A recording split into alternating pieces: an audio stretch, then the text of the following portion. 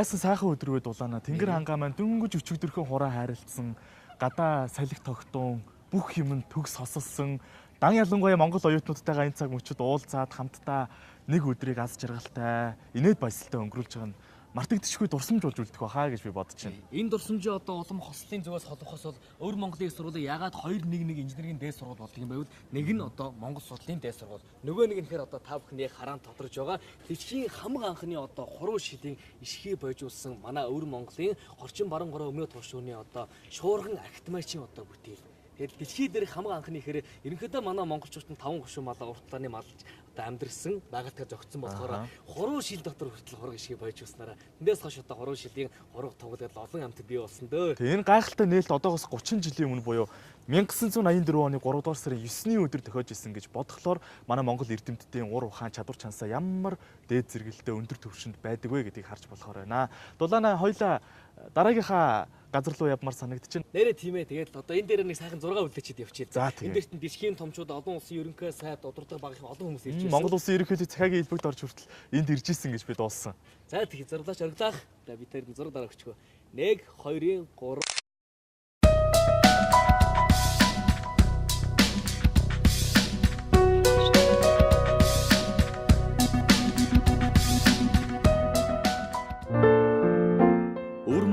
сургуулийн үндэсний музейд бид зочилж байна. Монгол судлалын дээд сургуулийн баруун талд орших тус музей нь 1998 оны 8 дугаар сарын 8-ны өдөр явагдсан 3 дахь удаагийн олон улсын монгол судлалын эрдэм шинжилгээний хурлын дараахан байгуулагджээ. Улмаар 2004 оны 8 дугаар сарын 1-ний өдөр 2400 м2 талбай бүхий 3 давхар Монгол соёлын эд хэрэгслийн музей үг таалгаа нээсэн нь өвөр Монголын их сургуулийн нэрийн хуудсанд шин нэгэн алтан үсэг босоо Монгол бичгээр бичигдсэн юм. Монгол хүн тал нутагтайгаа Монгол морь эзэнтэйг гэх титэм үг бүхий танхимд 10,000 гаруй соёлын өв байдгийн дотор 2006 онд дундад улсын төв телевизээр дэлхийд цацагдсан Монгол түүхийн бахархал дэлхийд ганц улдсан Пагба Монгол үсэгтэй алтан гэрээгээ та бүхэнтэй золгоход бэлэн боллоо. Мөнха тэнгэрийн хүчин дүр хаад нар хутагтай болтугай хэн үл бүширэхүү алдаахуу өөхөх гэж байна. Өвөр Монголын их сургуулийн музейгээс өнөөдрийн дэлхий дээр олдоод байгаа чорын ганц Пагба Монгол үсэгтэй алтан хэрээг та бүхэндээ үзүүл залгаж байгаадаа үнэхээр сэтгэлдээ одоо багталтай сэтгэл догдолж байна үзэгчдээ.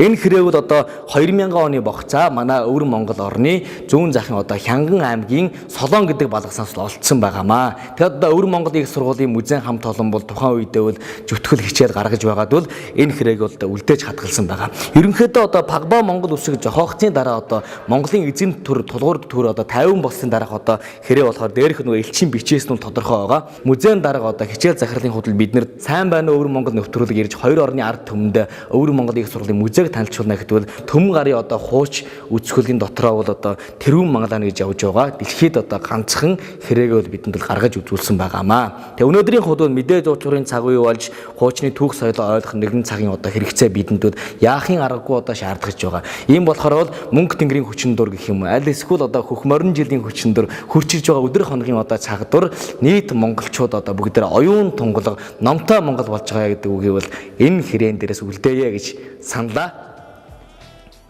Өвөр Монголын өөртөө засах орны нэрийн өмнөөс олон үндэстний оюутан сурагчидтай танилцж түүх соёлоо сурталчилж байгаа Өвөр Монголын их сургуульд 23 бие даасан хүрээлэн нэг олон нийтийн сургууль хүмүүжлийн хилдэс нэг үйлс бүтээлийн дээд сургууль байдаг ажээ. Өвөр Монгол ганцхан байдаг дундад улсын 211 инженерийн бүтээн байгуулалтын нэрийн хуудас өргөмжлөлтөд тус сургууль 2844 багш ажилтнтай өнөөдрийн байдлаар 75 чиглэлийн мэрэгчлэр оюутан элсүүлж байна. 2006 онд тус сургууль 50 жилийнхээ он хүрээнд үйл ажиллагааныхаа цар хүрээг өргөжүүлж шинэ сургууль байгуулжээ. Өвөр Монголын их сургууль бол яг аргагүй ангаах ухаан биологийн чиглэлээр бол хятад улстай дээгүүрт ордгийг би мэднэ. Тэгээд яг одоо энэ Өвөр Монголын их сургуульд энэ чиглэлээр суралцж байгаа монгол оюутнууд ер нь хэрэг байх юм. Монгол оюутнуудын тухай нэг сэтгэлдээсээ хуваалцвал. Нэг хэдэн жилийн дотор бол хятадын засгийн газраас мөнгө гаргаж одоо Монголоос магистр докторантын гомдолтой ирүүлж байгаа юм шиг байна. Монгол улсын залуучуудад ярьж өвөр Монголоо ойлгоно. Өвөр Монгол бас иймэрхүү монголчууд байдаг юм байна. За энэ монголчууд монголоор амьдардаг хүн бас чөөхөнгүй юм байна. За ч өвөр Монгол их сургууль бас нэхэдэн монгол багш нартай. Тэгээ ялангуяа сайн танил дээр өвөр Монгол их сургуулийн биологийн их сургууль дотор бол хэдэн шилдэг багш нар бол манай монголтой монгол багш нар байна. Миний мэддэг өвөр Монгол ингээд гадагшаан гарсан ингээд эрдэмтнэр залуучууд 10 жил 20 жил сурцсан дараа нутагтаа бочиж ирээд байж. Тэгээд зарим нь адилхан нөхцөлөөр Бөөжинд очих боломж байна, Шанхайд очих боломж гэтэл очдоггүй. Нутагтаа. Тийм нутаг өвөр Монголдаа л ирдэг. Өвөр Монголоор тийм. Энэ нэг сони. Одоо миний таньдаг хэдэн багш нар бол Бөөжингийн ард их сургууль, Бөөжингийн их сургуульд ормоор хүмүүс. Тэгэхээр тийш очсон нутагтаа ирээд өвөр Монголдаа өвөр Монголыг сургууль. Тэгээд одоо ч байж байгаа Японд байж байгаа миний хэдэн таньдаг шилдэг багш нарууд байж байгаа сурах нар бас тийм. Очвол улстай мочвол өвөр Монголдоо л бочно. Өвөр Монгол бочиж ирэхгүй би бочиж ирэхгүй гэсэн шиг байна. Ингэж яриад байдаг шээ. Мантхай цэцэрлэгийг тэрлэж тойл нуурыг имжээрэлсэн сайхан орчин тойронд 1957 онд өвөр Монголын их сургуулийн номын сан үүд хаалгаа нээсэн түүхтэй. 16,170 м2 талбайтай тус номын сан 20 уншлагын тасалгаатай 3 электрон мэдээллийн өрөөтэй нэг удаадаа 1526 оюутан хүлээн авах хүчин чадалтайгээд соёл боловсролын томоохон байгууллага юм а. Түүнчлэн 2,700,000 гаруй номтой 260,000 номыг цахим системд суулгасан 54 ном хадгалах хөмрөгтэй ажээ. Чавдагчдаа номын утга ануу тэнгэр мэдх уудам далаа мэдхүн номын унших ануу одоо тэнгэр дур нисч далаа дур шумбах айдлаа гэж бол эрдэмтэн Чиндийн Дамдансрангой бол хэлсэн байдаг. Өнөөдөр өвөр Монголын сургуулийн одоо Монгол номын санд нь хурч ирээд ингээд Мангалаабаатар Дамдансран Хатанбаатар Махсаржав Чингис Үтгэлтгүн Хайшаан Зоригт Баатар Тогтхон одоо намтарчилсан одоо энэ номыг бол үзэн явж байгаа одоо бол яг тухайн одоо арчилсан түүх тэгээд Японы эсэргүүцэн түүхийн одоо хоёр орны энэ найрамдалтай сайхан харчааны байдал бол сэргээдэн харагдж байгаа юм шиг байна. Өвөр Монголын сургуулийн одоо номын сангийн дотоодох Монгол номын одоо дэлгэн үзүүлэлт юм уу? Номын одоо уншлагын өрөөнд бол одоогоор 3 төм гарын одоо номтой яг хадгаламжаар нийлэхэд 5 төм гарын одоо хууч олдуур ном бичгүүд хадгалсан байгаа. Энэ дундаа ингээд дэлхийн гадаадын одоо сонгодог өгүүллэг уран зохиолын номыг бол босоо Монгол бичгтэрэ хөрвүүлэн буулгасан. Тэгвэл Монгол улсын одоо кирилл бичгээс наашаа хөрвүүлсэн олон ном бол сүүлийн үед бүр их газар авч байгаа. Эндээ ирсэн одоо оюутан болгон бол 3 номыг бол одоо зээж уншиж болдог. Өнөөгөө дараа бол ингээд тогтсон цагтаа буцааж өгөөд өөр номоо эргүүлэн авдаг. Энэ нь бол одоо хичээлийн цагийн одоо сургалтаас эхлээд нөгөө ном унших одоо үгэл нэг ном хаялцаа олон зүйлдээ бол батлагтай мэдээллийн хураан цуглуулдгаар бол их одоо сайн байдаг.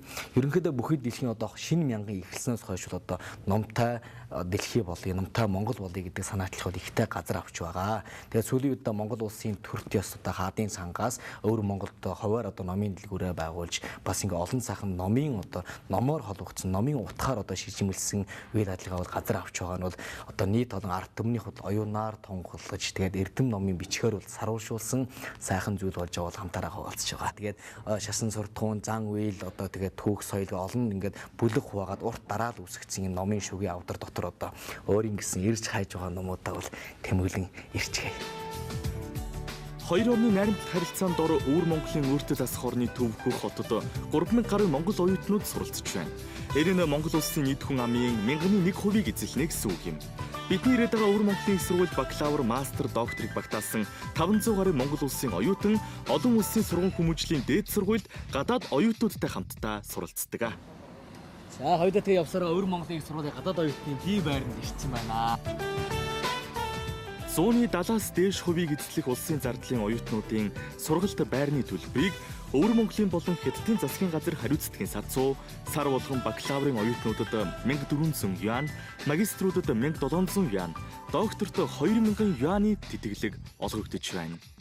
Багахан хэмжээний борц авчирсан. Тэгээд эх орноос санаж байгаа, гэрээ санаж байгаа монгол оюутнуудтайгаа хамтдаа борцтой сайхан шүл хийж уугаад ингээд өнөөдрийн ярилцлагаа сайхан өрнүүлэе гэж бодсон юм аа. Тэгээд би монгол оюутнууд Баясаа Галуу хоёртой хамтраад хоолоо ихээр болсон юм. За тэгээд ер нь ногоо цагаагаа ер нь хаанаас авч ийн. Одоо бол нэг олон жил сурцсан учраас энд бол хэл нэвтрэлцэд бол асуудалгүй болсон үстэй тийм. Нөгөө яг бас нэг 4-5 жил сурчлаа нэг хит хүмүүстэй ойлголцоод болоод байна л да. Дотор байрандаа ер нь хэдүүлээ амьдрт юм бэ? Дотор байранда одоо магиструуд бол хоёроор л доо. Докторууд нэгээрээ амьдрна. Тэгээд бункөшний одоо жишээл бакалаврын хүүхдүүд бол дөрвөл амьдрдаг. Одоо яг энэ байранд дандаа монгол оюутнууд амьдарч байна. Яг Монгол оюутнууд биш ээ. Одоо тэгээ олон улсын хүүхдүүд гэдэг шүү дээ. Ерөнхийдөө тий. Янз. Тэгэхээр хэр тасч байна? Одоо студент хэр хэд авдаг байна? Оюутан, магистр, доктор бүгд адилгүй гэсэн. Танай хувьд хэд авч? Бид нар одоо 1700 яа. 1700 яа. 1700 орчим бараг нэг 500 мянга орчим биш Монгол мөнгөөр. Тийм ээ 9600 мянга. 600 мянга шүү дээ хүчин. Тэгэхээр ч бас Монголд хэлэх юм бол бас дундаж цалинтай бас ойрч очно. Тий.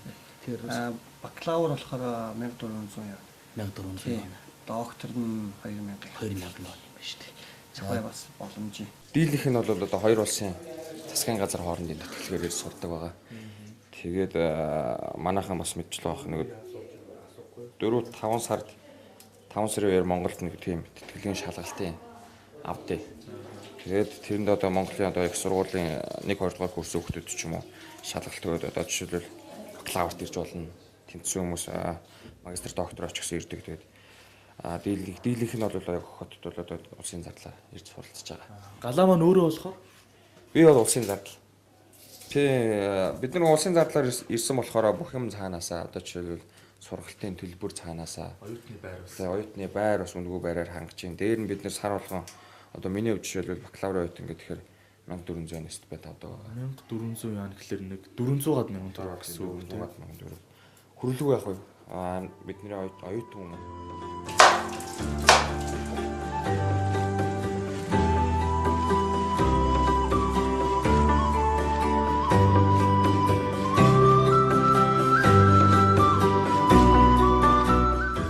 Хэл бол хүн төрөлхтний хамгийн хурц зэвсэг гэдэг нь тодорхой танигдсан манай оюутнууд үндэстэн угсаа үсэг түүхнийхтэй өвөр Монголд нутагтаа байгаа мэт төглөг амьдарч Монгол улсын оюутнуудын холбоо Монгол Хятадын соёлын харилцааг дэмжих зэрэг зохион байгуулалтаар хоёр орны соёлын зууч болон гялалцаж явна.